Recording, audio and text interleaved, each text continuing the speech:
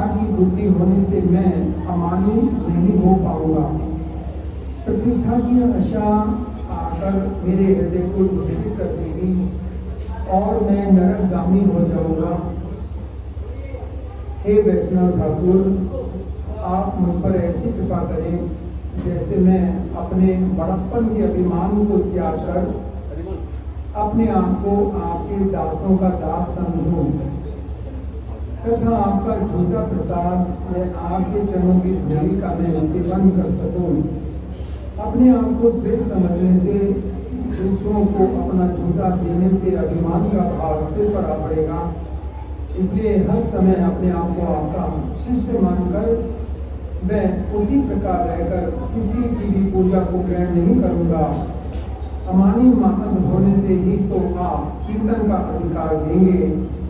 निष्कपटता पूर्वक आपके चरणों की रज को मैं रोते हुए लूटूंगा। तो ये वैष्णव भजन है, आप गाने का प्रयास कीजिएगा।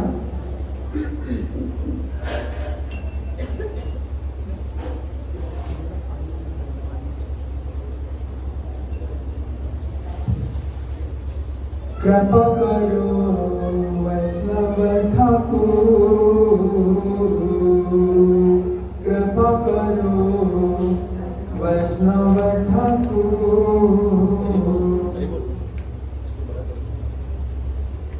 गाइएगा आप लोग। कृपा करो वैष्णव ठाकुर,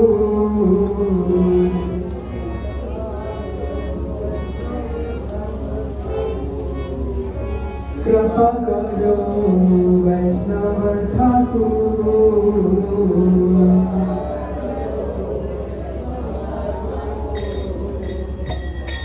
संबंध जानिया भजिते भजिते अभिमान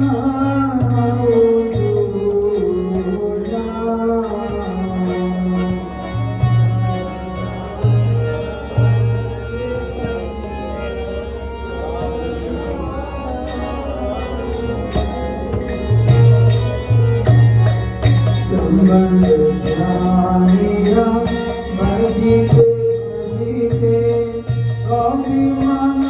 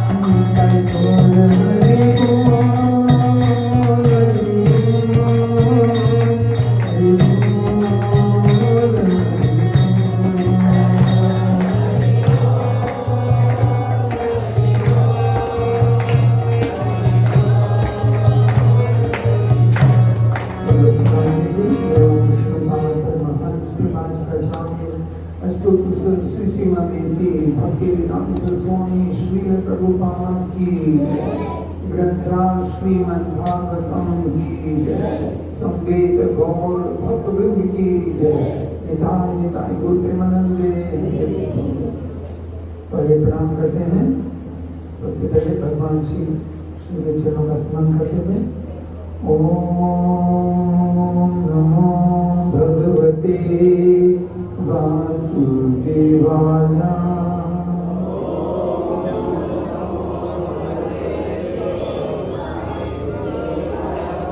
ओम नमो भगवते वासुदेवाय।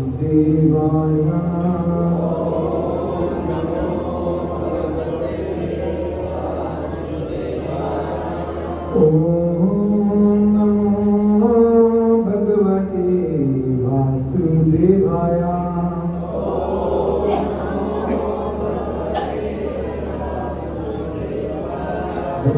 श्रीमद् भागवतम ये है 7वां स्कंद, और इस स्कंद का नाम आपको याद हो गया होगा। क्या नाम है इस स्कंद का?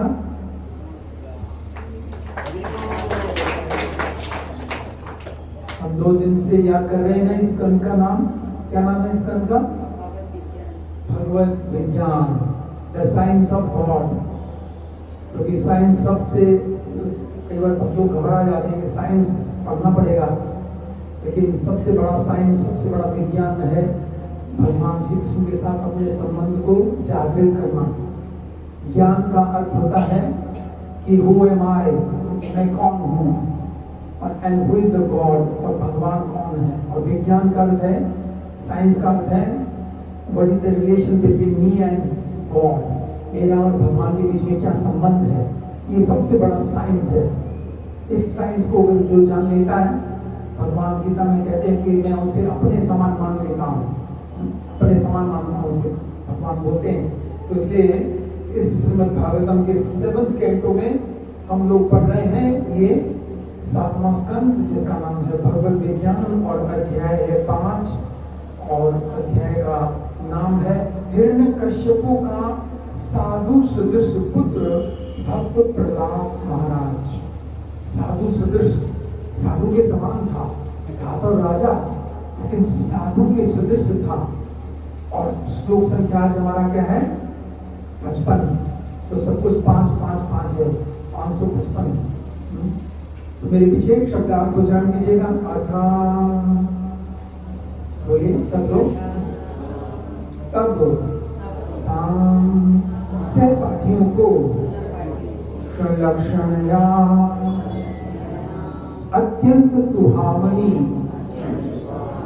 वाचा वाणी से प्रत्याहो या संबोधित करके महाबुद्धः अत्यंत बुद्धिमान तथा आध्यात्मिक चेतना में अग्रसर भक्त प्रहलाद महाराज ने, और ब्रैकेट में लिखा है महा का अर्थ है महान, बोलिए। बुद्ध का अर्थ है पंडित। उवाचा कहा, विद्वान अत्यंत विद्वान, तदनिष्ठा ईश्वर साक्षात्कार का मार्ग, बोलिए। आपको भूख लगी है, शायद पहले प्रसाद करना चाहिए था आपका। भूख लगती है तो व्यक्ति बोल नहीं पाता ना, तो बोलिएगा कृपा करके। आपको तो थोड़ी देर बोलना है, मुझे बोलना है 1.5 घंटा देंगे। थोड़ी देर तो उत्साह होना चाहिए ना भक्तों में। तत्निष्ठा ईश्वर साक्षात्कार का मार्ग, कृपया दयालु होकर प्रहसन हंसते हुए एवं सदृश श्लोक का उच्चारण करेंगे। अतताम स्वलक्ष्मया वाचा प्रताहूय महाबुधः उवाच विद्वांस्तन्निष्ठाम् कृपया प्रसहनीवाः लक्ष्या वाचा प्राहूय महाबुधः उवाच विद्वांस्तन्निष्ठां कृपया ग्रहसन्निव। आप लोग दोहराइए। अथातान सलक्षणया वाचा प्रत्याहु महाबुध वाच विद्धस्ततिष्ठां कृपया प्रहसत्रिव।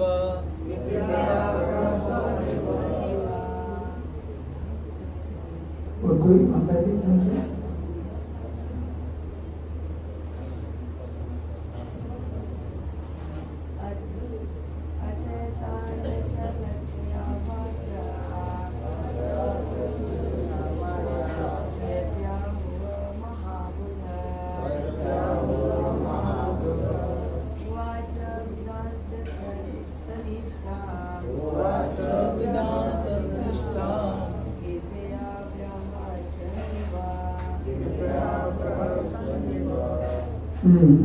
अनुवाद मेरे पीछे दोहराइए। तब भक्त प्रहलाद महाराज ने जो सचमुच परम विद्वान व्यक्ति थे अपने सहपाठियों से अत्यंत मधुर वाणी में संबोधित किया। उन्होंने मंद हास के साथ भौतिकतावादी जीवन शैली की अनुपयोगिता के विषय में बताना शुरू किया। उन पर अत्यंत कृपा करते हुए उन्होंने उन्हें इस प्रकार उपदेश किया। तो ये श्लोक है। उससे पहले श्रीमद् भागवतम का थोड़ा सा महात्म सुनते हैं, क्योंकि श्रीमद् भागवतम हम क्यों पढ़ें, इसको पढ़ने से क्या लाभ होता है। ऐसे हमारे बहुत सारे जो स्क्रिप्चर्स है उसमें बताया गया है, जिसमें से एक ग्लोरिफिकेशन है श्रीमद् भागवतम का वैष्णव खंड, ये है पद्म पुराण। इसमें कहा जा रहा है श्रीमद् भागवतम शास्त्रम नित्यम यह परिसेवितम पितुर मातश्च भार्या कुल पति सुतारिता। इसमें कहा जा रहा है कि अगर कोई श्रीमद् भागवतम शास्त्र को नित्यम यह परिसेवितम, इस ग्रंथ को नित्यम प्रतिदिन रोज पढ़ता है या सुनता है, अगर पढ़ना नहीं जानता तो सुनता है। श्रीमद् भागवतम शास्त्रम नित्यम यह परिसेवितम, अगर कोई व्यक्ति इस ग्रंथ की सेवा करता है तो क्या लाभ होगा। लाभ बताया जा रहा है पितुर मातुरश्च भार्या कुलपति सुतारिता। अगर इस ग्रंथ को कोई नियमित रूप से पढ़ता है सुनता है तो दूसरी पंक्ति में लाभ क्या होगा। नियम पूर्वक भागवत सेवन से पिताजी माताजी और पत्नी इन तीनों के कुलों का उद्धार हो जाएगा। सोचो, एक व्यक्ति भागवतम पढ़ता है सुनता है, लेकिन उसके जो पत्नी का खानदान है, माता का जो खानदान है और पिता का जो खानदान है, तीनों का उद्धार हो जाएगा। तो कई बार लोग कहते हैं कि हरे कृष्ण वाले केवल कृष्ण कृष्ण करते रहते हैं, समाज के लिए कुछ करते नहीं। सोचिए समाज का कितना बड़ा लाभ है कि भागवतम एक व्यक्ति पढ़ रहा है लेकिन तीनों कुलों का उद्धार हो रहा है। अगर आप किसी बड़े डॉक्टर के पास जाओ कि मेरे जो पिताजी गुजर गए हैं उनके विषय में आपसे चर्चा करनी है, उनका कुछ बताइए, उनका कैसे उद्धार होगा। तो पिताजी कहेंगे, डॉक्टर क्या कहेंगे, जब वो जीवित था तभी हम देख सकते थे, इसके बाद हम कुछ नहीं बता सकते, है ना। लेकिन श्रीमद् भागवतम के विषय में कहा गया है नृत्यन्ति पितृ देवता, कि पितृ गण भी नाचने लग जाते हैं उस खानदान के जिस खानदान में कोई एक श्री कृष्ण का भक्त बन जाता है, क्या हो जाता है? आप दोहराइए इसको जो मैंने कहा।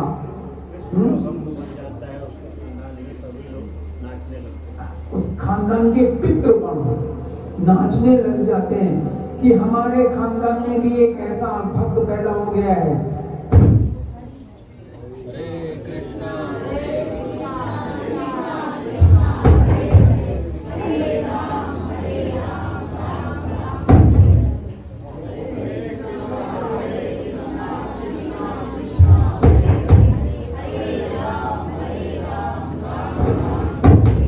ये जानते लाइट क्यों जा रही है?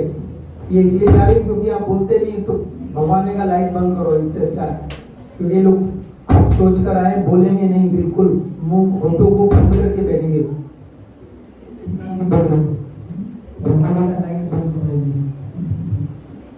आप बोलेंगे, इंटरेक्शन करेंगे तो भगवान लाइट चलाएंगे। क्या इच्छा है आप भक्तों की? आप लोग इंटरेक्शन करेंगे, बोलेंगे, तब तो लाइट रहेगी। भगवान लाइट रहने दो। तो इस श्लोक के अंदर श्रीमद् भागवत की ग्लोरीज बताई जा रही है। क्या ग्लोरी है? कोई दोहराएगा? अभी बोलना पड़ेगा, क्योंकि जब मैं कक्षा करता हूं तो सत्यनारायण की कथा नहीं करता, इंटरेक्शन के साथ कथा होती है। और जो भक्त लोग बोलते हैं उनके लिए मैं जगन्नाथ जी से प्रार्थना करता हूँ कि भगवान इनको अपनी शुद्ध भक्ति देना।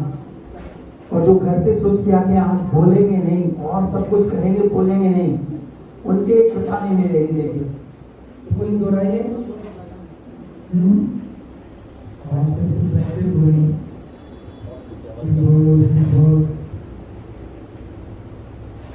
तो कोई दोहराए जो मैंने कहा। फिर से बोलना पड़ेगा ना? देखा लाइट इसलिए जा रही है। आप चाहते हो कि लाइट चली जाए, अच्छा है, जल्दी प्रसाद लेके घर चले जाएंगे ना। तो मैंने कहा, फिर से बताता हूँ, देखिए नहीं तो रोज ही एक कोई खड़ा हो जाए, सबसे 50-50 रुपया देना पड़ेगा। जो बोलेगा ना उसको 50 रुपये जुर्माना देना पड़ता है भागवत कथा में।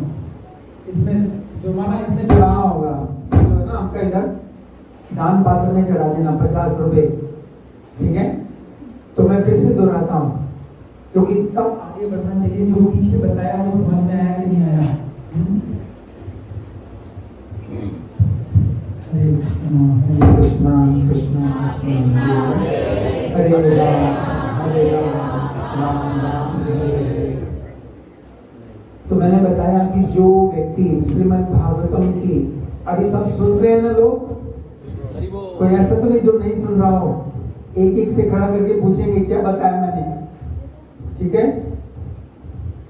जो व्यक्ति श्रीमद् भागवतम शास्त्रम नित्यम यह परिसेवितम, अगर कोई यहाँ बॉम्ब ब्लास्ट तो नहीं होते इधर? बॉम्ब ब्लास्ट हो गया, ऐसा लग रहा है बॉम्ब ब्लास्ट हो रहा है एकदम। श्रीमद् भागवतम शास्त्रम नित्यम यह परिसेवितम, कि जो कोई भी, आप ध्यान से सुनिएगा, बोलना पड़ेगा नहीं तो फिर से लाइट जाएगी। जो व्यक्ति श्रीमद् भागवतम को ध्यान पूर्वक नित्य सेवा करता है या पढ़ता है या सुनता है, ठीक है, उसके 3 गुणों का उद्धार कर दिया जाएगा। माता के खानदान का, माताओं को अपने पीहर में बहुत चिंता होगी ना, मेरे पिताजी का क्या होगा, भाइयों का क्या होगा, भतीजों का क्या होगा, तो वो भागवतम सुने। और पत्नी के खानदान का और पिता के खानदान का, तीनों खानदानों को उनके जो पितृगण बन गए हैं उन तीनों का उद्धार हो जाएगा अगर कोई श्रीमद् भागवतम को सुनेगा। अब आप दोहराइएगा, कोई भी एक बार दोहराइएगा, सब लोगों को पक्का याद होना चाहिए ना, तब आगे बढ़ेंगे। तो श्रीमद् भागवतम को सुनेगा, उसके 3 फायदे होंगे। माता के खानदान का, पिता के खानदान का, पत्नी के खानदान का उद्धार हो जाएगा। हाँ, ताली बजाइएगा प्रभु के लिए। तो 3 खानदानों का उद्धार कर देता है श्रीमद् भागवतम, केवल पढ़ने सुनने मात्र से। इसमें कोई जिम्नास्टिक नहीं है, कोई भी ऐसा नहीं है कि आपको कुछ समझ में नहीं आया। जस्ट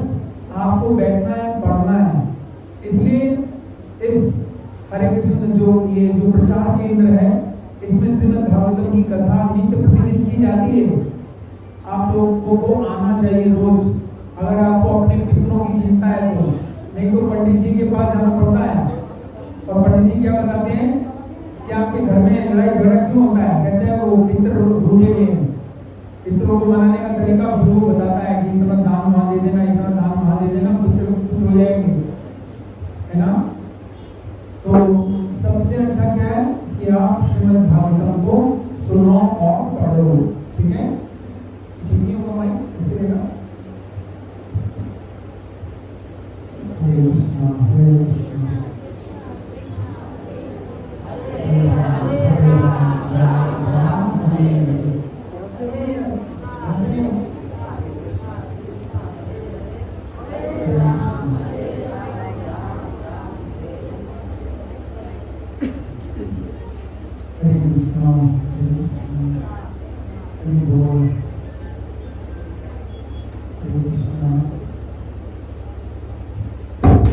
हरे बोल।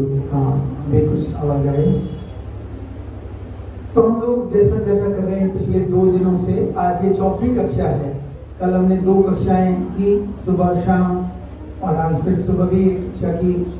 और हम आप जो क्रमशः यहाँ पढ़ रहे थे उसी को आगे चला रहे हैं, जिसमें कि हमने सुना था, कल हमने सुना था कि एक छोटा सा बालक जो 5 साल का है। आपकी कितनी उम्र है बेटा? एक बार खड़े हो जाओ। ये 7 साल का है बालक, लेकिन इससे भी छोटा है क्लास 5 साल, ये तो 2 साल ज्यादा है उससे। तो 5 साल का बालक जिसको कि पिताजी ने हिरण्यकश्यपु ने बुलाया और पूछा कि बेटा अपने गुरुकुल में आपने सबसे अच्छा क्या सीखा? क्या पूछा? गुरुकुल में आपने सबसे अच्छा क्या सीखा? अगर उसने ये पूछा होता कि अपने गुरुओं से, उसके पूछने में जो चाहत थी वही प्रहलाद ने उत्तर दिया था। अगर उसने ये पूछा होता अभी तक जिंदगी में आपने सबसे अच्छा क्या सीखा, अंतर है ना। एक तो ये कि गुरुओं से क्या सीखा, उसने क्या कहा अभी तक बेटा जो सबसे अच्छा तुमने क्या सीखा वो बताइए। तो प्रहलाद ने वही उत्तर दिया जो माता के गर्भ में उसने सुना था, कयादु। तो कयादु इनकी माता का नाम था।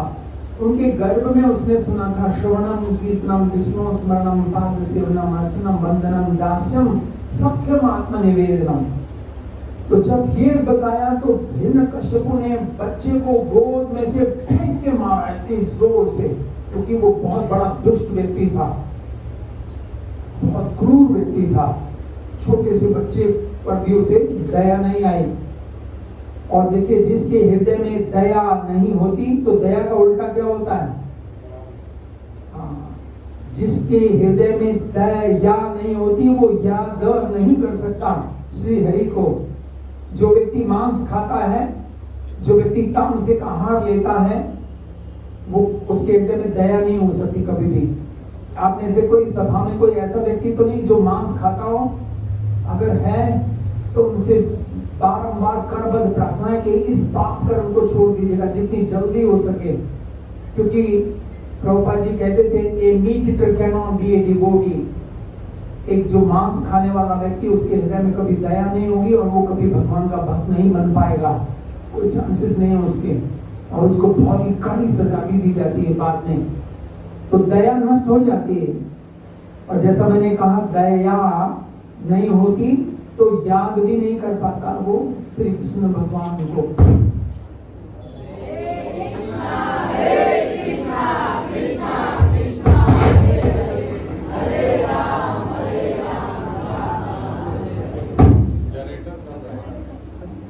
खास कारण है क्या?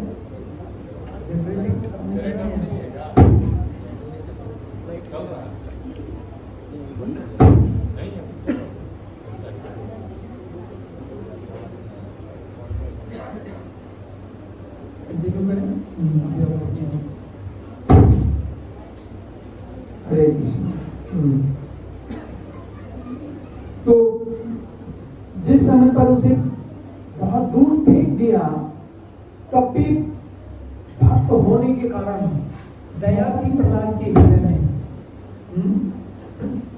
उसको फेंका गया, उसको बड़ी जोर से दूर फेंका गया। छोटा बालक था, इससे भी छोटा, लेकिन फिर भी उसके हृदय में दया थी। किसके प्रति? अपने पिताजी के प्रति। आपके पास वो माइक नहीं है क्या, जो बैटरी वाला माइक होता है? उसमें अगर हो तो फिर कोई समस्या नहीं रहेगी। बैटरी वाला माइक रखना चाहिए, जैसे जो होते हैं ना लेकर के, वो अगर माइक लगाया जाए तो आवाज भी आएगी और डिस्टर्बेंस नहीं होगा ना, व्यवधान नहीं आएगा। क्योंकि मैं कथा पढ़ के नहीं कर रहा हूँ, कथा ऊपर से आ रही है, वही आगे बता रहा हूँ। आपने देखा होगा ना, तो मैं ऐसे पढ़ करके नहीं सुना रहा हूँ। तो बीच में जब कनेक्शन ऑफ होगा तो भगवान भी मेरा कनेक्शन ऑफ कर देंगे, तो इसलिए कंटिन्यूटी रहना चाहिए।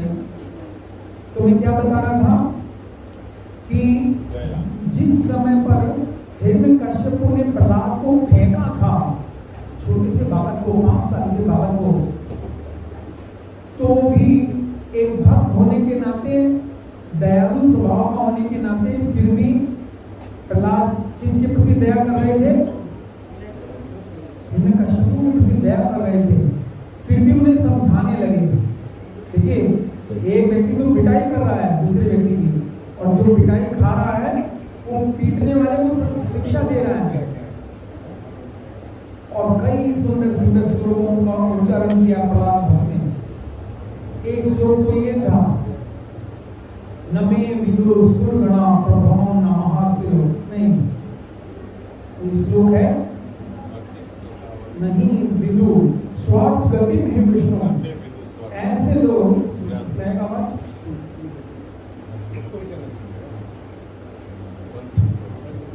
हरे कृष्ण। हाँ, अभी आवाज आ रही है? पीछे वो सबसे जो पीछे बैठे हैं उधर, उनका आवाज आ रही है आपको? अरे वैसे कोशिश कीजिए, भक्ति में जितने आगे रहते हैं उतना अच्छा होता है। सबको आगे आ जाना चाहिए, जितना आगे रहेंगे उतना अच्छा। तो मैं बता रहा था कि प्रहलाद महाराज को उस क्रूर हिरण्यकश्यप ने जब ये सुना कि इसके होठों पर विष्णु का नाम है, कृष्ण का नाम है, तो फेंक के मारा, और बड़ी बेदर्दी के साथ छोटे से बालक को। तो प्रहलाद तब भी खड़े हो गए, नते विदु स्वार्थ गतिम हे विष्णु, तब भी बोलने लगे, हे पिताजी ऐसी मूर्खता मत कीजिए, आपका स्वार्थ है विष्णु को स्मरण करने में।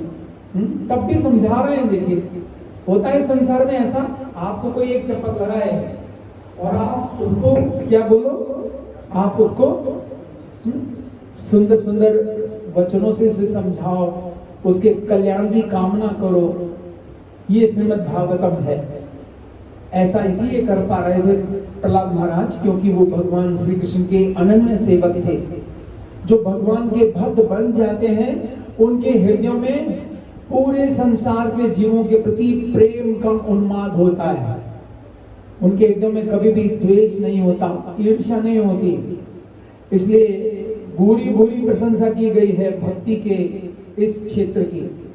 अगर व्यक्ति भगवान का भक्त बन जाए तो जितने भी प्रभुपाद जी कहते थे कि अगर सारा संसार कृष्ण का भक्त बन जाए तो जितने भी कोर्ट खुले हुए हैं इन सब डिपार्टमेंटों को बंद करना पड़ेगा, पुलिस स्टेशन को बंद करना पड़ेगा, क्योंकि सब लोग भक्त बन गए, सब एक दूसरे का उद्धार करना चाहेंगे। प्रभुपाद जी कहते हैं कि कलयुग की स्पीड तो बहुत तेज थी, लेकिन हमने अपने हरे कृष्ण आंदोलन को चला करके इस कलयुग की स्पीड को थोड़ा कम कर दिया है। कुछ लोग कलयुग से प्रभावित नहीं है, वो वही धोती कुर्ता पहनते हैं और माथे में तिलक लगाकर भगवान का भजन करते हैं। इसलिए भक्ति की भूरी भूरी प्रशंसा की गई है। सोचो कितना क्रूर था वो व्यक्ति जिसने 5 साल के बालक को फेंक दिया, और वो बालक अपने पिता को समझा रहा है। कई श्लोकों में हमने पीछे सुना कि उसने हिरण्यकश्यप को बड़े प्यार से प्रेम से समझाया, कहा कि हे पिताजी आपको भगवान के भक्तों के चरणों की धूल अपने माथे में सजानी चाहिए, आपको भक्ति में लगना चाहिए, आपको वन में चले जाना चाहिए। 50 साल से उम्र जब ज्यादा हो गई है तो आपको वन में चले जाना चाहिए। ऐसे बहुत सारे श्लोकों से समझाया। और फिर आज हमने जब सुबह सुना कि जब शिक्षक, क्योंकि प्रहलाद को ले गए पकड़ कर करके, पिताजी इतने क्रोध में था, तो उसके 2 अध्यापक थे, उन अध्यापकों का नाम था षंड और अमर। और उनके पिताजी का नाम क्या था? जो टीचर्स थे, शुक्राचार्य, जो दैत्यों के गुरु थे। हालांकि गीता में भगवान ने बताया है शुक्राचार्य के विषय में, उष्णान आम कवि नाम अहम उष्णा कवि, विचारकों में मैं उष्णा हूं। उष्णा का मतलब शुक्राचार्य। तो हमने सुबह सुना था कि जब शिक्षक अपने घरेलू कामों में व्यस्त हो गए, चले गए, और उस समय वातावरण देखिए, पहले तो आप पिक्चर बनाइएगा उस दृश्य की जो हम सुन रहे हैं, पढ़ रहे हैं, कि एक बालक है जिसका पिता सारे संसार का राजा है लेकिन राक्षस है, और बालक के ऊपर बड़ा ऐसा वातावरण बनाया है, बड़ा क्रोध, क्रूरता दिखा करके। तो जो अध्यापक हैं उसको ले गए हैं, बच्चे को पकड़ करके ले जा रहे हैं, वापस गुरुकुल में ले जा रहे हैं, छोटे से बालक को। आपकी उम्र कितनी है? ये छोटा बच्चा, ये 10 साल का है, वो 7 साल का है। देखिए इसका मतलब है 5 साल का कितना छोटा बच्चा होगा। हाँ, तो 5 साल के बालक को पकड़ करके ले जा रहे हैं षंड अमर, और जाकर के स्कूल में बिठा दिया, और ये भी कहा कि रस्सियों से बांधेंगे इसको अच्छे से पढ़ाएंगे, ये हमारी भी पिटाई कराएगा। ऐसा वातावरण है, ऐसा दृश्य है हमारे सामने जिसको हम की अभी पढ़ रहे हैं।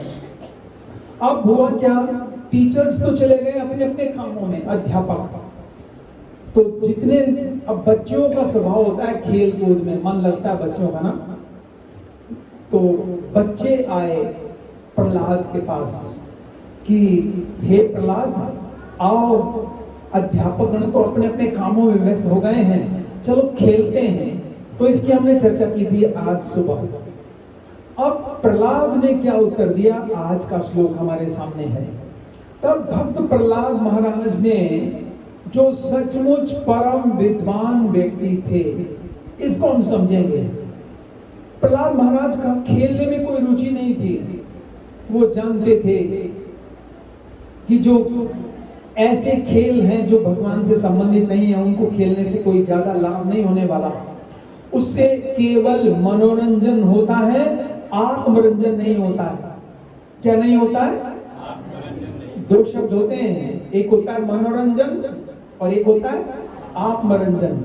जब व्यक्ति मनोरंजन पर ध्यान देता है तो वो बालक ही माना जाता है, क्योंकि छोटे बच्चे हमेशा मनोरंजन में रुचि रखते हैं।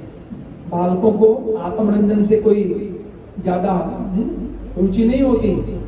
लेकिन देखिए, आपका मन अभी प्रसन्न है, कुछ थोड़ी देर के बाद ऐसी घटना घट सकती है कि फिर से दुखी भी हो सकते हो। लेकिन अगर आपकी आत्मा एक बार आनंदित हो गई तो कभी भी फिर दोबारा वो दुखी नहीं हो सकती।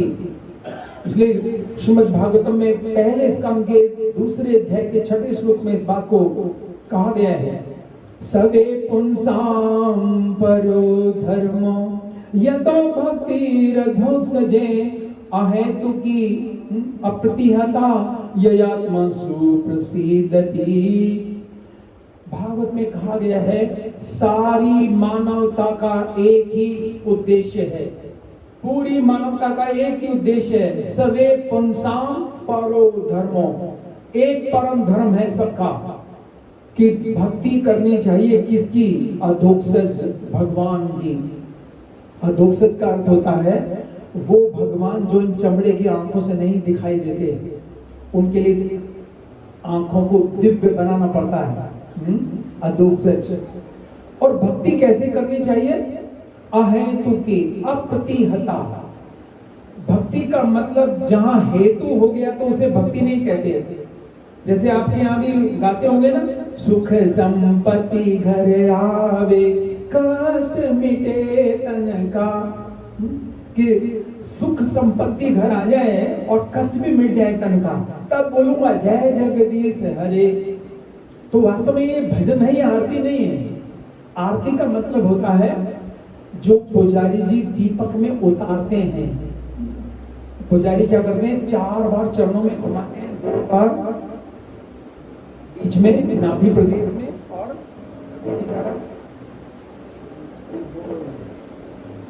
पाइप भी लगा हुआ है। बैटरी तो नहीं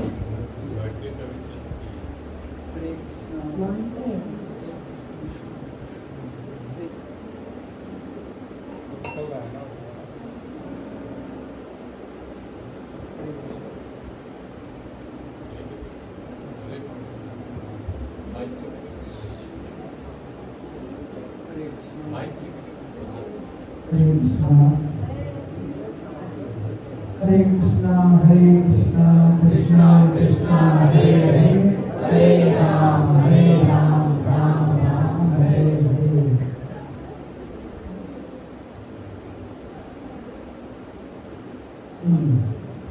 तो मैं क्या बता रहा था, आरती की दिशा में बता रहा था। उसमें आगे उसको ऑन कर। ठीक है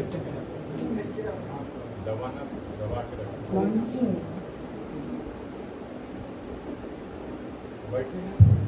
हरे कृष्णा।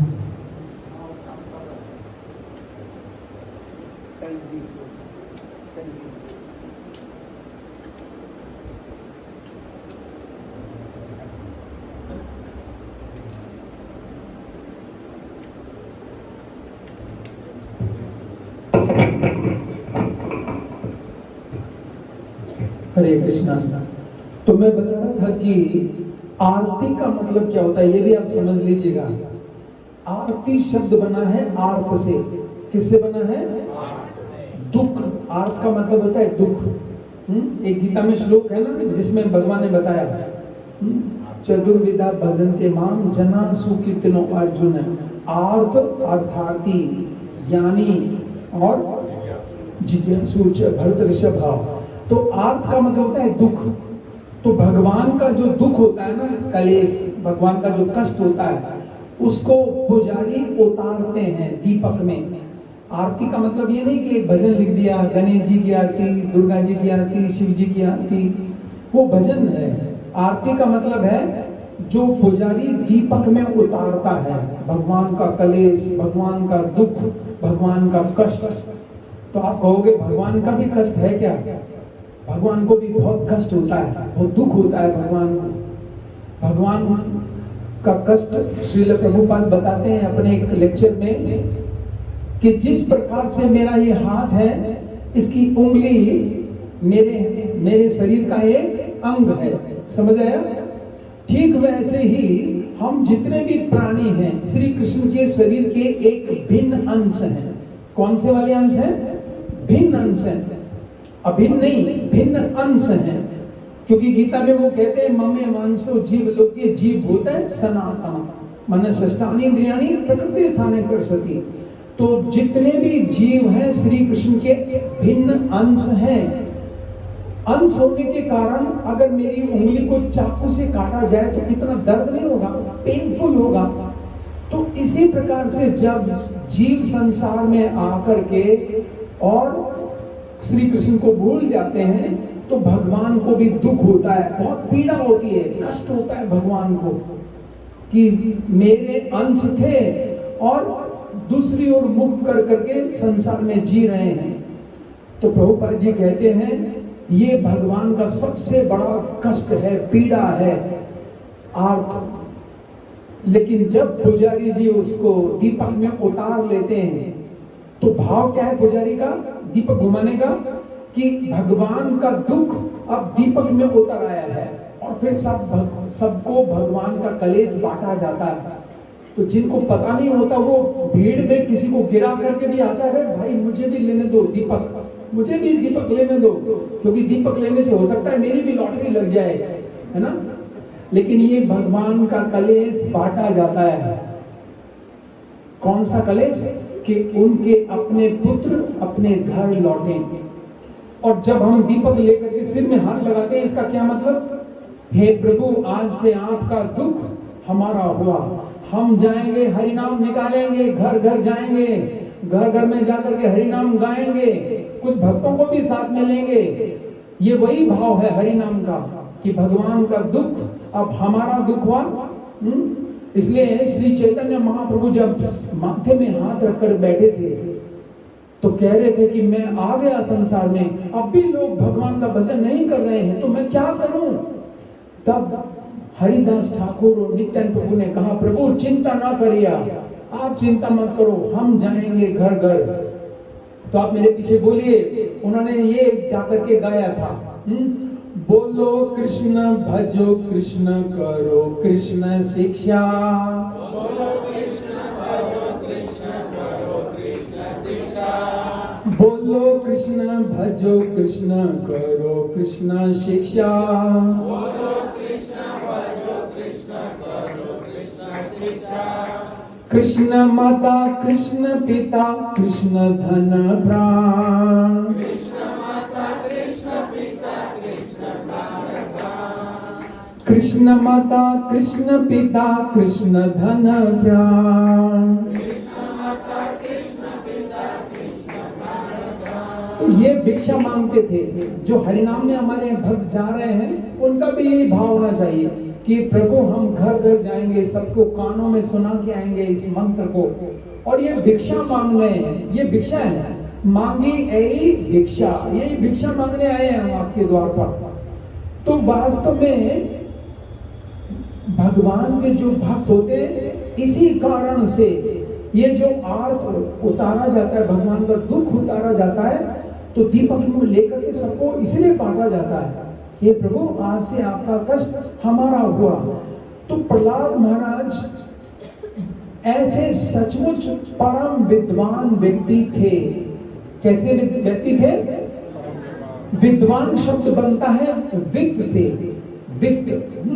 गीता में श्लोक आया 15वें अध्याय के 19वें श्लोक में, यो मामेव असम्मूढ़ो जानाति पुरुषोत्तम स सर्ववित् भजति। वित्त का मतलब है, वित्त शब्द आता है वेद से, वेद का मतलब है ज्ञान, शिक्षा, नॉलेज। यो मामेव असम्मूढ़ो, जो कोई भी मुझे संशय रहित होकर, जानाति पुरुषोत्तम, श्री कृष्ण कह रहे हैं जो व्यक्ति मुझे संशय रहित होकर पुरुषोत्तम, पूर्ण पुरुषोत्तम के रूप में जानता है, स सर्वविद भजति सर्वभावेन भारत। हे भारत, वो व्यक्ति सब कुछ जानता है। तो प्रहलाद महाराज, क्योंकि क्या लिखा है, प्रहलाद महाराज, भक्त प्रहलाद महाराज ने जो सचमुच परम विद्वान व्यक्ति था। एक तो देखिए पिता के लिए चिंता की, पिता को समझाया, फिर गुरुकुल के टीचर वहां ले गए, अब मित्र आ रहे हैं कि चलो खेलेंगे खेलेंगे, लेकिन प्रहलाद ने क्या कहा, प्रहलाद ने क्या रिएक्शन दिखाया, क्योंकि वो विद्वान व्यक्ति थे। विद्वान व्यक्ति जानता है कि मुझे संसार में कैसे जीना है, कैसे लोगों को शिक्षा देनी है। अपने सहपाठियों से अत्यंत मधुर वाणी में संबोधित किया। एक एक अक्षर पर ध्यान दीजिएगा, भागवत का एक एक शब्द अमृत के रस से भरा हुआ है। एक एक शब्द पे ध्यान दीजिएगा कि प्रहलाद महाराज ने अपने मित्रों को कैसी भाषा में बोला, मधुर वाणी में संबोधित किया। साथ में लिखा है अत्यंत मधुर वाणी में संबोधित किया। देखिए आपके सामने स्क्रीन पर है, थोड़ा सा ऊपर उठाइएगा इसको। अत्यंत मधुर वाणी में संबोधित किया। देखिए इसका हमारे जीवन से क्या संबंध है, अब इस पर विचार करेंगे ना, हमें इससे क्या शिक्षा मिलेगी। देखिए भागवतम के 5वें स्कंद में भगवान ऋषभदेव कहते हैं कि माता नहीं बनना चाहिए। क्या नहीं बनना चाहिए? माता नहीं बनना चाहिए, पिता नहीं बनना चाहिए, गुरु नहीं बनना चाहिए, राजा नहीं बनना चाहिए। अगर आप अपने आश्रित को श्री कृष्ण से नहीं जोड़ सकते तो मत बनिए माता, मत बनिए पिता, क्योंकि आप अपने आश्रित को नहीं योग्य हैं। इसलिए भक्ति सिद्धांत महाराज ने एक बार कहा था, अगर मुझे ये विश्वास कोई दिलाई दे कि मेरे सारे बच्चे कृष्ण के भक्त बनने वाले हैं, तो मैं विवाह करूंगा और 1000 बच्चे उत्पन्न करूंगा। प्रभुपाद जी के गुरु महाराज, जो कि नैष्ठिक ब्रह्मचारी थे, लेकिन अगर कोई मुझे ये विश्वास दिला दे कि सारे बच्चे कृष्ण के भक्त बनने वाले हैं, तो इससे हमारे जीवन में इस मधुर वाणी से ये शिक्षा मिलती है कि आपके परिवार में अगर पत्नी भक्त है, पति नहीं है। ऐसा होता है, हर घर में ऐसा होता है। किसी घर में पत्नी भक्त होगी तो पति नहीं होगा, और पति होगा तो पत्नी नहीं होगी, और दोनों होंगे तो संतान नहीं होगी। कहीं ना कहीं ट्विस्ट मिलेगा कहानी में जरूर। और भगवान ऐसा इसलिए करते हैं ताकि कुछ मिर्च मसाला डाल करके जब गोलगप्पे खाए जाते हैं तो ज्यादा स्वादिष्ट लगते हैं, है ना। सीधे सीधे मीठे मीठे खा लो तो क्या। जैसे प्रभुपाद जी ने जब राधा रास बिहारी मंदिर बनाया, कितने साल लगे, देखिए, है ना, कितने केसेस लड़े, मुकदमा चला, मंदिर गिरा दिया गया। जब मंदिर बन गया तो प्रभुपाद जी ने क्या कहा, that was a glorious victory. मजा आया, मेहनत तो खूब लगी इस मंदिर को बनाने में, लेकिन मजा भी खूब आया। कृष्ण की लीला देखी साक्षात। तो आपके पास भी होमवर्क है। इसका मतलब है, अगर आपके घर में कोई भक्त नहीं है, मान लीजिए पत्नी भक्त है तो पति नहीं है, तो आपके पास होमवर्क आ गया ना। ऐसे कौन कौन है जिसके माता जी भक्त हैं, पति नहीं है? हाथ उठाएंगे ताकि उनको फिर अच्छे से समझ में आ सके ये शिक्षा। आपको करना क्या है वो बताऊंगा ना फिर मैं। ऐसे हैं, एक माता जी ने हिम्मत करके हाथ उठाया, 2 3 4 5 6, पीछे भी उधर भी। तो आप लोग ध्यान से सुनिएगा। और इधर से जो पति भक्त है, पत्नी नहीं है, वो हाथ उठाएंगे। कितने केसेस हैं ऐसे? डरिए नहीं, मैं पत्नी को जाके बताऊंगा नहीं। कहीं कहेंगे इसने वहां हाथ उठाया था, भरी सभा में मेरी बेइज्जती करा दी। देखिए, ये भगवान ने हम पर होमवर्क दिया है। अगर दोनों भक्त हो तो उतना मजा नहीं है ना। किसी को भक्त बनाने में जो मजा है वो एक अलग ही टेस्ट होता है। ऐसी कंडीशन में प्रहलाद महाराज असुरों के बीच में बैठे हैं। असुरों के बच्चे हैं सारे, राक्षसों के बच्चे हैं सारे। तो उनसे क्या बोल रहे हैं? जय श्री श्री जगन्नाथ प्रभु सुदर्शन देव भगवान की जय, श्री श्री गौर निताय देव भगवान की जय। तो पहला कार्य ये करना है आपको कि जो भी आपका संबंधी भक्त नहीं है, आपको उससे मधुर वाणी में वार्ता करनी होगी। ठीक है? कैसी वाणी में? हमेशा उसको ऐसी मिठास भरी वाणी में उच्चारण करना होगा। जैसे भविष्य पुराण में लिखा है, नारद जी ब्रह्मा जी से पूछते हैं कि मनुष्य कोई ऐसा कर्म क्या करे जिससे उसके सारे प्रिय बन जाएं, सारे संबंधी उसके प्रिय हों। बहुत सुंदर प्रश्न है ना, कि मनुष्य को ऐसा क्या करना चाहिए कि उसके सारे संबंधी उसके प्रिय बन जाएं, चाहे ऑफिस में हो, घर में हो, कहीं भी हो, है ना। तो ब्रह्मा जी उत्तर देते हैं कि अपनी वाणी में मिठास उत्पन्न करना चाहिए। और अगर किसी को लाइव एग्जाम्पल देखना है तो हिज होलीनेस गोपाल कृष्ण गोस्वामी महाराज के प्रवचन सुन सकता है ऐसा व्यक्ति। किसी की वाणी बहुत कटु है, बड़ी कर्कश वाणी है, तो ऐसे महात्मा की वाणी सुनना चाहिए। तो आप देखेंगे आपकी वाणी बड़ी मिठास हो जाएगी। ठीक है? और एक हिंदी फिल्म का गाना याद करना चाहूंगा उनको, क्योंकि मैंने ये प्रैक्टिकल किया था। एक माता जी थी हमारे यहाँ पर, उनके प्रभु जी भक्त नहीं थे, तो वो माता जी आती थी, कहती थी, प्रभु जी अगर मेरे पति भक्त नहीं बने और मुझे मंगल आरती आने से रोका तो मैं घर छोड़कर चली जाऊंगी। मैंने कहा, माता जी आपने अगर घर छोड़ दिया तो मुझे आपसे पहले अपना घर छोड़ना पड़ेगा, क्योंकि आपके पति मेरे घर पहुंचेंगे कि तुम्हारे कारण मेरी पत्नी भाग गई। तो इसलिए उन माताओं से 2 लाइनें याद कराता हूं बस। जो तुमको है पसंद वही बात कहेंगे, अगर तुम दिन को रात कहो तो रात कहेंगे। बस ये 2 लाइनें आपको याद करनी है जिंदगी भर। एक तरफा वन साइडेड लव करना पड़ेगा, वन साइडेड बिल्कुल। पति कुछ भी करे, ऑफिस से आया जूते आपको निकालने होंगे, क्योंकि आपको क्या करना है, कृष्ण भगवान की प्रसन्नता के लिए किसी ऐसे नास्तिक व्यक्ति को भक्त बनाना है। तो भक्त को बड़ा आनंद आता है ऐसी परिस्थितियों में जूझने का। नहीं तो आप देखिए ना, दूसरी तरफ एक और उदाहरण देता हूं मैं। देवकी माता जी को पता था कि जितने भी बच्चे होने हैं, मेरा भाई कंस किसी को जीवित नहीं छोड़ने वाला, फिर भी वो संतान उत्पन्न कर रही थी। 9 महीने गर्भ में बच्चे को धारण करती थी। क्या वो कामी थी इसलिए बच्चे उत्पन्न हो रहे थे वसुदेव देवकी के? नहीं, भगवान श्री कृष्ण की सेवा के लिए भक्त बड़े बड़े जोखिम उठाता है। तो घर में जोखिम उठाए, अपनों के लिए जोखिम उठाए तो क्या कोई मुश्किल काम है? घर में पति देव आए हैं, आते ही उनको ठंडा ग्लास पानी, मीठे वचन, और मलिन अवस्था में नहीं होना चाहिए माता को। जब ऑफिस से पति बाहर से आए, एकदम सबर कर ठंडा ग्लास पानी और साथ में जूते निकालना और उसकी टेस्ट जानना, कौन कौन से इसको डिश पसंद है, वही खाना बनाना और 1 महीने तक ऐसे चलाना है। वो ये सोचेगा ये हो क्या गया है, हाँ ये परिवर्तन कैसे हो गया है। वो हो सकता है आपके ऊपर अटैक करेगा, लड़ाई झगड़ा कुछ करेगा, लेकिन आपको ध्यान ही नहीं देना है। किस लिए करना है आपको ये सब? उसको भक्त बनाना है। और जब हम किसी को भक्त बनाते हैं तो श्री कृष्ण बहुत प्रसन्न हो जाते हैं। One sided love. 1 महीना, 2 महीना, 3 महीने के बाद वो आपसे पूछेगा। देखिए स्वामी जी ने यही किया। टॉम्किंसन स्क्वायर पार्क में बैठ करके प्रभुपाद जी 3 घंटे तक कृष्ण कीर्तन करते थे।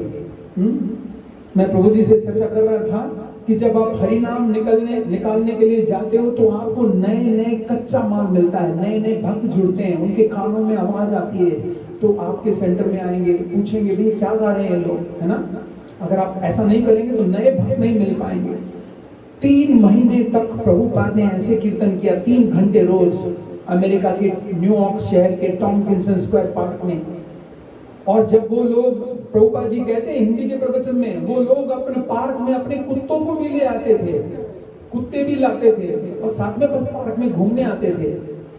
लेकिन 3 महीने तक वो नाचते रहे, प्रभुपाद जी सहन करते रहे।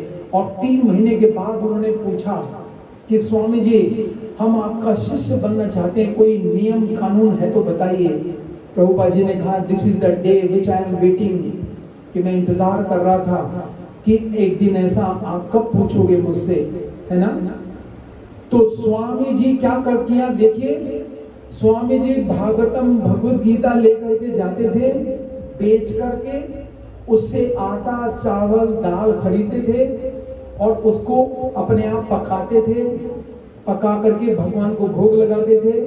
फिर ऐसे ऐसे लोग आते थे, यहां से मूछें शुरू हुई हैं, यहां तक बड़े बाल जाते हैं, इतने इतने, ऐसा लगता है जैसे चिड़ियाघर में जंगली जानवर बैठे हों। आप वीडियो देख सकते हैं, इतने बड़े बड़े बाल हैं उनके, देखिए इतने बड़े बड़े बाल हैं। और उनको फिर भोग लगा करके खिलाते प्रभुपाद जी।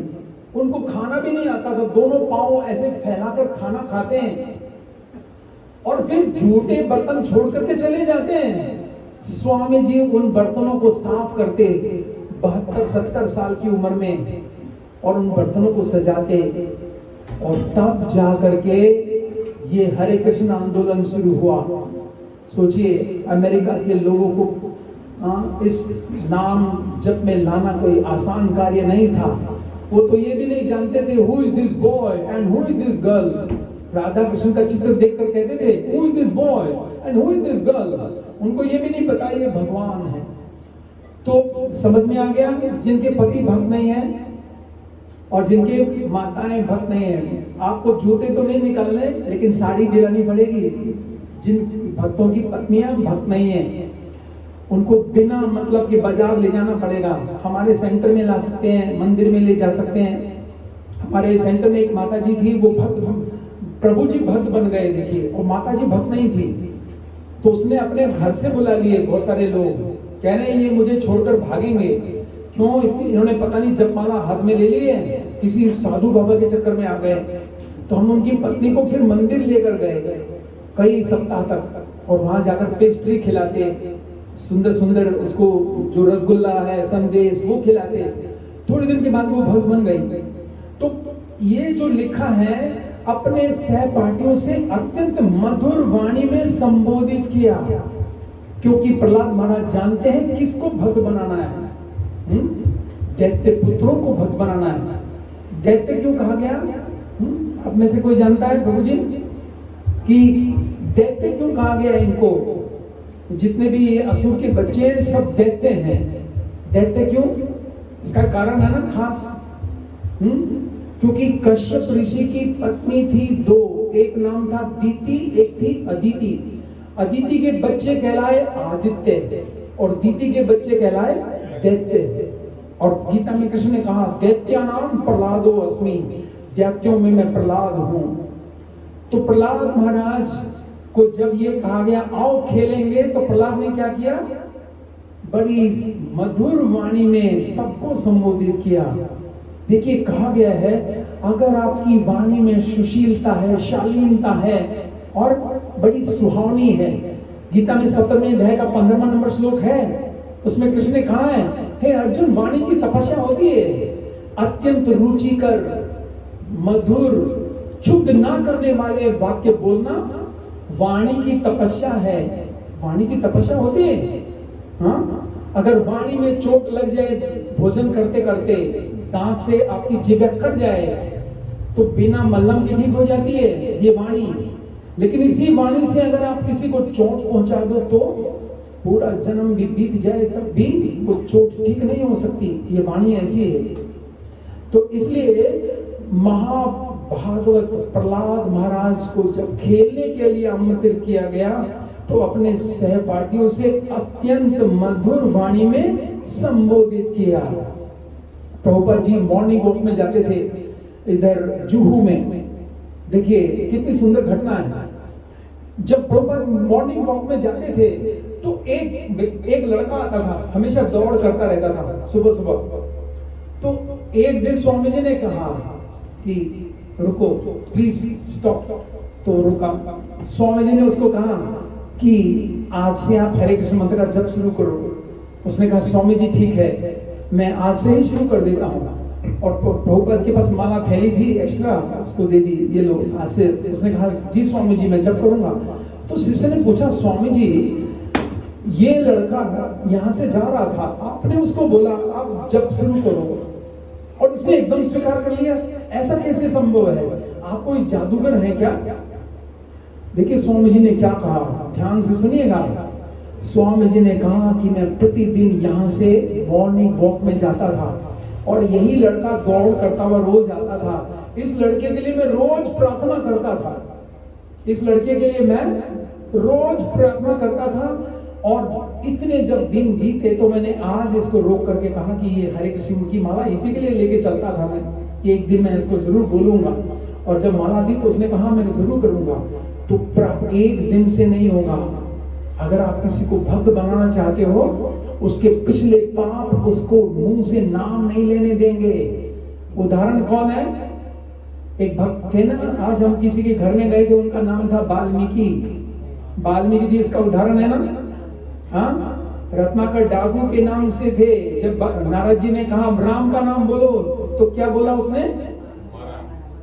उसने इतना पाप किया था, पाप आगे आ गया था। इसलिए नारद जी ने जब देखा कि मरा मरा बहुत किया इसने, तो मरा बोलो, चलो ठीक है।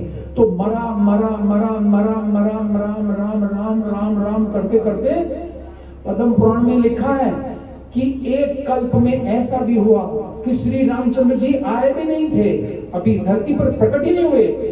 उन्होंने वाल्मीकि रामायण को पहले से लिख दिया। एक कल्प में ऐसा भी हुआ वाल्मीकि जी ने केवल राम नाम के जप से। और नारद जी से जाकर पूछते हैं कि प्रभु राम जब आएंगे, जो मैंने लिखा है क्या यही लीला करेंगे? नारद जी ने कहा बिल्कुल, जो तुमने लिखा है एक कदम इधर नहीं और एक कदम उधर नहीं, राम जी यही करेंगे। तो सोचिए, एक व्यक्ति जो भगवान का भजन नहीं करता, इसका मतलब ये नहीं है कि वो चाहता नहीं, वो चाहता है। हमें ऐसे व्यक्ति पर दया भाव रखना चाहिए और उससे मधुर वाणी में ही बोलना चाहिए। समझ रहे हैं? उसके ऊपर ऐसा नहीं सोचना चाहिए कि मैं तो हूं प्रहलाद और ये हिरण्यकश्यपु जो मेरा पति है ना, हिरण्यकश्यपु है, ये बोलता नहीं है, बिल्कुल भी दुष्ट बना हुआ है। नहीं, उन पर दया भाव रखना चाहिए कि किसी पाप के कारण ये नाम नहीं ले पा रहा। जैसे वाल्मीकि जी के मुख से राम नाम नहीं निकला, नारद जी ने स्वयं देखिए। इसका मतलब ये है कि पिछला जो पाप है वो जिह्वा पे नाम नहीं आने देता। इसलिए भक्त का कर्तव्य क्या है कि वो मधुर वाणी में असुर के पुत्रों को संबोधित किया। और क्या किया? उन्होंने मंदहास के साथ भौतिकतावादी जीवन शैली की अनुपयोगिता के विषय में बताना शुरू किया। अब इसमें दूसरे ट्विस्ट है, इसमें दूसरा भाव है प्रहलाद का। पहले में एक भाव था, उनके हृदय में दया थी, अब मंद हंस रहे हैं। इसमें क्या भाव है? क्योंकि प्रहलाद महाराज जानते हैं, यहां पर हंसी का भाव कैसा है कि वो जानते हैं कि जो कई बार आपने देखा है, मैंने हमारे यहाँ मेट्रो में देखा है, मेट्रो चलती है ना दिल्ली में, यहाँ भी हो सकता होगा, बड़े बड़े बच्चे, बड़े बड़े लोग 30 साल के 25 साल के भी कंप्यूटर गेम खेलते चलते हैं मोबाइल में। वो पता नहीं उधर लोग कुछ करते रहते हैं, कंप्यूटर गेम खेलते रहते हैं मोबाइल में, ना गेम खेलते हैं ना, फ्री फायर, क्या बोलते हैं उसको? Free fire. फ्री फायर, वाह क्या कितना सुंदर नाम दिया, फ्री फायर। तो गेम खेलना, देखिए इतनी उम्र बड़ी हो चुकी है, अभी भी खेलने में रुचि है। भाव यहाँ पर प्रहलाद का यही है। इस मंदहास में वो जानते हैं कि अरे ये खेल कूद से कुछ नहीं होगा, जीवन समय नष्ट होगा तुम्हारा। और फिर प्रहलाद महाराज के मन में एक भाव आता है जो आगे चलकर आएगा, क्योंकि हम तो कल चले जाएंगे। हंसी इसलिए आई है प्रहलाद को, आगे चलकर प्रहलाद इस बात को कहेंगे। क्या है वो बात? प्रहलाद कहते हैं आगे चल करके, हे मित्रों, एक मनुष्य को 100 साल की आयु मिलती है। कितने साल की? 100 वर्ष की आयु मिलती है। और जब वो सो जाता है तो 50 साल तो सोने में चले गए। देखिए कितनी सुंदर कैलकुलेशन दे रहे हैं प्रहलाद। अगर आप सो गए रात में तो जीना मरना सब बराबर है, सोते सोते क्या कर लोगे? सोते रहोगे। तो 50 साल तो सोने में निकल गए। फिर प्रहलाद कहते हैं कि पहले 20 साल तो इस चिंता में शरीर छूट जाता है, इस चिंता में शरीर बीत जाता है कि मुझे पढ़ाई करनी है, सारे टेस्ट देने, एग्जाम करना है, कॉलेज करना है और आगे जाकर नौकरी पकड़नी है। 20 साल निकल गए इस चिंता में ना, निकल गए कि नहीं निकल गए? 50 और 20 कितने हो गए? 70। और आखिरी के 80 से 100 वो होना हो सब बराबर ही है, क्योंकि उसमें व्यक्ति क्या करता है? आपके यहाँ है कोई 80 साल का व्यक्ति? 80 से ऊपर, 80 से 100 की जो आयु है उसमें व्यक्ति कुछ नहीं कर सकता, चल नहीं सकता। प्रभु जी हैं 80 साल के? हाँ, अरे वाह, इनके लिए ताली बजाइएगा जोरदार। 80 से 100 की प्रहलाद महाराज कह रहे हैं कि वो आयु ऐसी होती है, उस आयु में व्यक्ति कुछ कर नहीं पाता। ये तो सौभाग्य है प्रभु जी, 80 साल के बाद भी यहाँ उपस्थित है। बची कितनी? 70 में 20 और जोड़ दिए 90, बची 10 साल आयु है। तो कहते हैं प्रहलाद की, हे मित्रों, केवल 10 वर्ष के लिए व्यक्ति इंद्र तृप्ति के लिए इतनी मेहनत करता है और ये 10 साल भी ऐसे चले जाते हैं। तो इसकी कहानी एक दूसरे ग्रंथ में मिलती है, इसको ध्यान से सुनिएगा। जो प्रहलाद ने ये जो कैलकुलेशन दी हमें, कहा गया है कि एक व्यक्ति की आयु, एक जीव की आयु, पहले ब्रह्मा जी ने सबकी आयु 40 साल फिक्स की थी, मनुष्यों की भी, गधों की भी, उल्लू की भी और कुत्तों की भी। सबकी 100 साल नहीं थी, कितनी थी? सबकी 40 साल फिक्स की थी। तो ब्रह्मा जी के द्वार पर मनुष्य खड़ा था, वो कह रहा था, ब्रह्मा जी आयु आपने 40 साल की ना कम दी, 40 साल में क्या होगा, थोड़ी आयु बढ़ नहीं सकती क्या? तो ब्रह्मा जी बोले कि भाई अगर कोई दूसरी योनि वाला आगे अपनी उम्र देने लगा तो मैं उसकी आपको दे दूंगा। तो इतने में गधा आ गया। गधे ने आकर कहा कि भाई ऐसा है ब्रह्मा जी, मेरे ऊपर तो लोग बोझ ही रखेंगे और गधे की तरह काम कराएंगे। मुझे नहीं चाहिए 40 साल, ये 20 साल में देना चाहता हूँ किसी को। ब्रह्मा जी ने कहा कि एक व्यक्ति खड़ा है, भाई इसको दे दो आपको पूरी आयु। तो मनुष्य ने कहा हाँ मुझे दे दीजिए, मुझे दे दीजिएगा। तो गधे की आयु कितनी रह गई और मनुष्य की कितनी हो गई? 40 से बढ़कर 60 कर दी। अब थोड़ी देर के बाद वहां पर एक कुत्ता आया, उसकी भी आयु 40 साल थी। तो उसने कहा कि ब्रह्मा जी 40 साल में मैं भौंकता रहूंगा, गली गली भटकता रहूंगा, दूसरे मोहल्ले का कुत्ता मुझे फाड़ देगा, क्या फायदा। 20 साल मेरी आयु, आप किसी को दे दीजिए। ब्रह्मा जी ने कहा एक व्यक्ति खड़ा है, इसको दे दो आप। मनुष्य ने कहा हाँ हाँ मुझे दीजिएगा। तो कुत्ते की आयु कितनी रह गई और मनुष्य की कितनी हो गई? 80। और अब आया उल्लू। उल्लू ने कहा कि मेरी भी उम्र कितनी है? 40 साल है, तो मैं भी 20 साल देना चाहता हूँ, बेकार है मेरी आयु। क्योंकि उल्लू क्या करता है? दिन में सोता है, क्योंकि वो सूरज नहीं देखना चाहता। रात में सारी रात जगता रहता है उल्लू। जानते हैं विशेषता? उल्लू किसकी सवारी है? हाँ हाँ हाँ, लक्ष्मी की सवारी उल्लू है। क्योंकि सबको लक्ष्मी जी क्या बनाती है? उल्लू बनाती हैं कि धन आएगा तो सुख मिलेगा, इसलिए उल्लू बना करके चली जाती हैं। और एक हमारे भक्त हैं सुदामा प्रभु, आपके यहाँ भी आए ना, वो बोल रहे थे, और आजकल जिसको देखो उल्लू का पट्टा बना हुआ है, सब उसके पीछे भागते हैं, धन के पीछे। तो हुआ क्या, अब उल्लू ने भी अपनी आयु दे दी। अब मनुष्य की आयु कितनी हो गई? 100 साल और उल्लू की हो गई 20। तो अब हमारे आचार्यों ने इस पर टीका लिखी कि वास्तव में देखा जाए ना, मनुष्य की आयु तो 40 साल तक ही होती है बस। 40 से जो 60 की आयु है, किससे ली थी उधारी? किससे? हाँ, तो 40 से 60 की आयु गधे की आयु ली है, इसलिए 40 और 60 के बीच में बोझा उठाना पड़ता है परिवार का, बहुत भारी बोझा उठाना पड़ता है व्यक्ति को, क्योंकि उसकी आयु तो थी नहीं, गधे से उधार मांगी थी, वो सारा बोझा लेता है। वो कहता है पत्नी से कि मैं थोड़ा भक्ति कर लूं, अब जाऊं मंदिर में, 40 साल हो गए मेरी उम्र। तो पत्नी क्या कहती है, अभी बच्चों की शादी करनी है, मकान बनाना है, ये सारा काम कौन करेगा, तुमने किया ही क्या अभी जो तुम जाओगे। तो वो जा नहीं सकता बेचारा, वो सोचता है कि मैं घर का मुखिया हूं, बट वो घर का नौकर होता है, क्योंकि 40 साल में उसने भार उठाना है। फिर 60 से 80 के बीच की आयु किसकी ली थी? हाँ, तो 60 के बाद शुरू होती है। दिन भर कुत्तों का क्या काम होता है? कोई भी आए हाँ, उसके पीछे भागना शुरू करते हैं और भौंकना शुरू करते हैं बस, और मिलता कुछ नहीं है उनको। तो 60 से 80 के बीच में व्यक्ति क्या करता है? आज केवल भौंकता रहता है, कोई सुनता ही उसकी परिवार में, क्या बोलना है क्या नहीं कह रहा है, इसको भौंकने दो। क्यों? आयु उसने वहां से ली थी। और बची 80 से 100, वो आयु किससे ली थी? उल्लू से। तो 80 से 100 के बीच में व्यक्ति सारी रात जागता रहता है, नींद नहीं आती बेचारे को। हाँ, तो उल्लू सारी रात जागता है, दिन में सोता है, तो वो ऐसे करता है। इसलिए प्रहलाद महाराज मंदहास के साथ में भौतिकतावादी जीवन की शैली की अनुपयोगिता के विषय में बताना शुरू करते हैं। हंस रहे हैं प्रहलाद महाराज। ऐसी हंसी कृष्ण भी हंसी थी। आपको अगर याद हो, कब हंसे थे कृष्ण?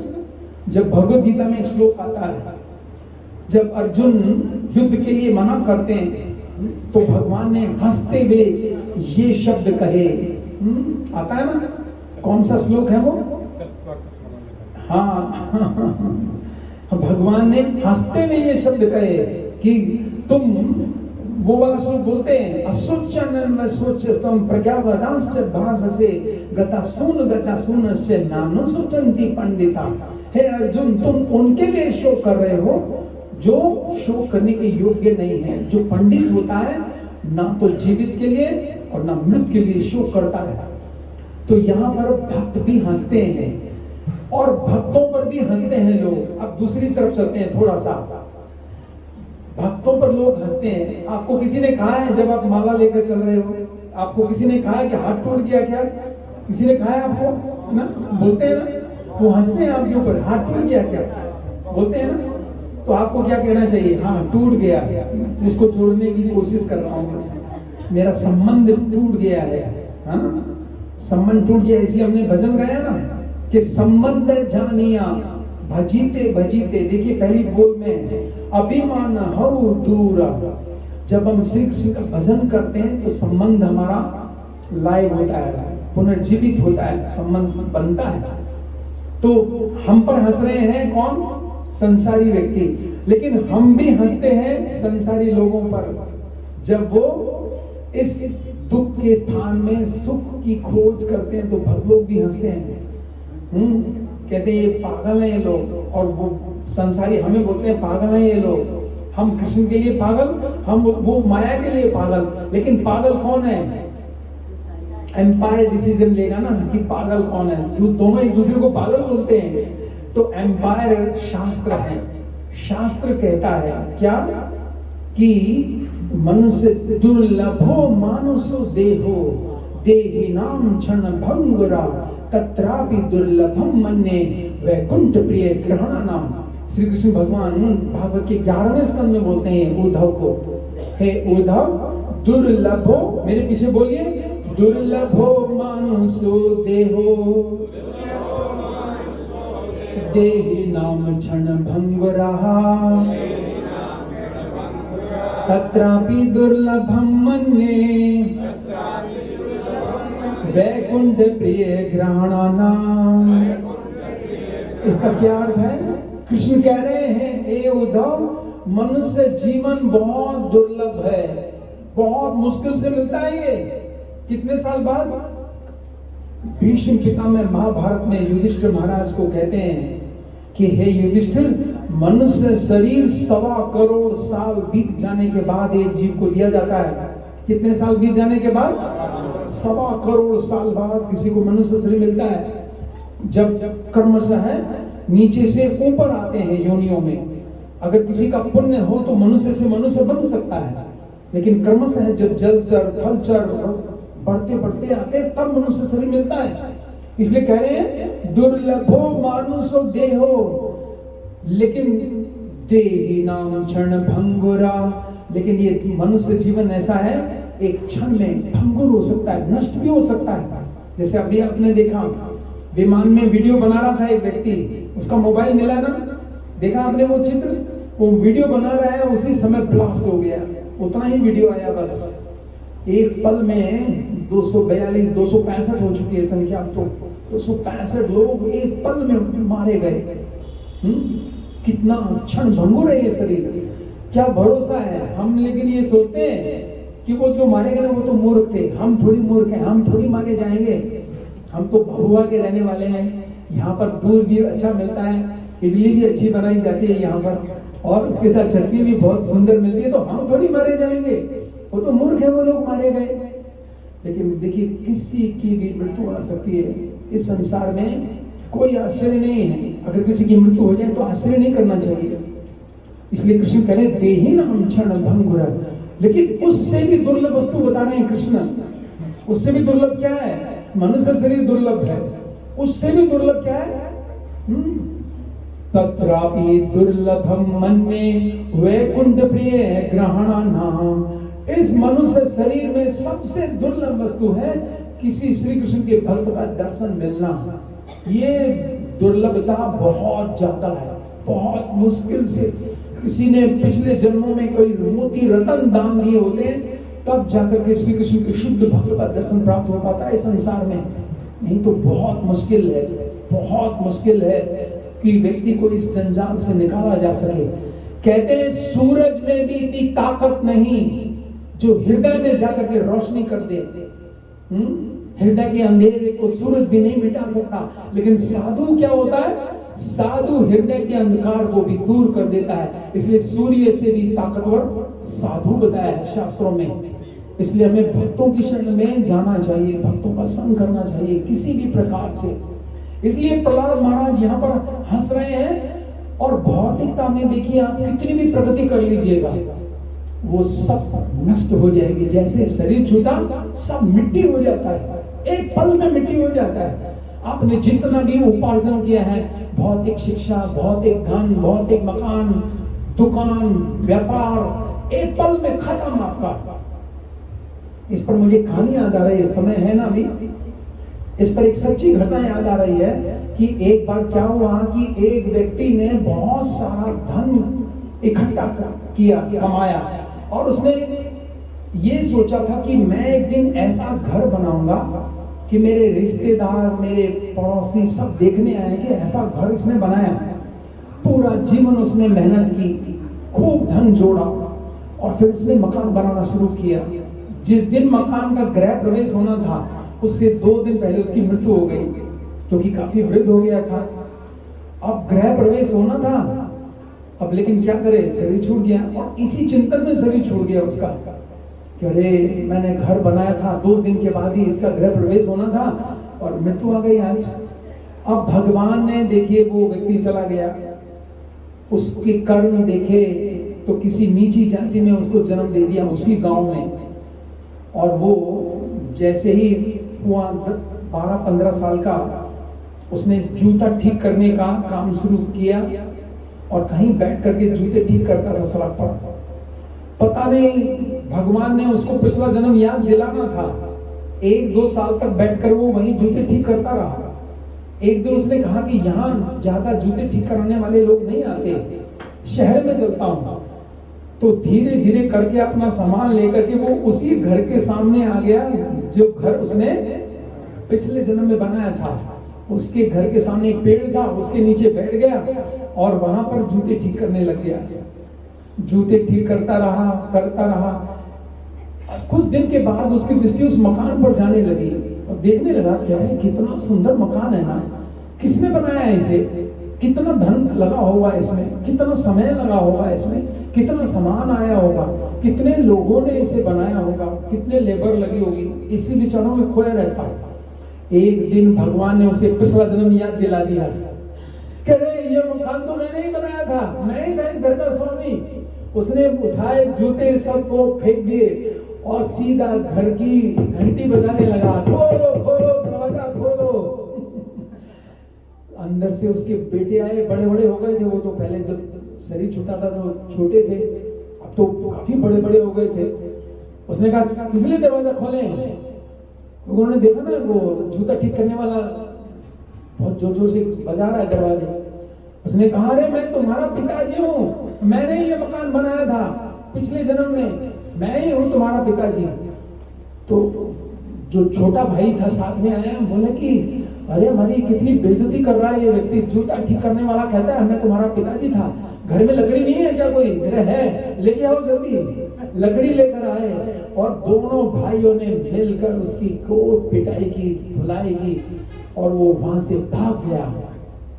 ये है भौतिक जीवन की जो हम एसेट्स इकट्ठा करते हैं ना, उसका परिणाम।